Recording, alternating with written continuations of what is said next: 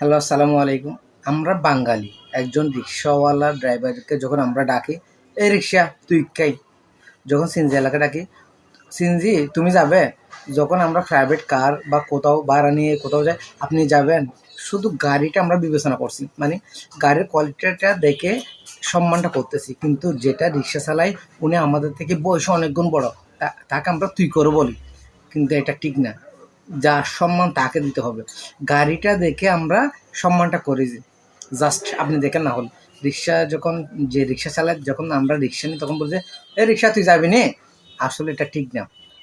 মানে যা উনি আমাদের থেকে বসে বড়, আপনি যাবেন? এটাও বলা যায়। কিন্তু যখন আমরা প্রাইভেট কার বা এ কোথাও ভাড়া নিয়ে বিয়েতে বা কোথাও অনুষ্ঠানে যাই, তখন আমরা তাকে আপনি করে বলি। তার কাছে প্রাইভেট কার আছে। কিন্তু মানুষ একজন। সেই কার ওর হোক, যার হোক, তাকে আমরা আপনি করে বলি। যে রিক্সা চালায় সে বয়সে বুড়া হলেও তাকে আমরা তুই করে বলি।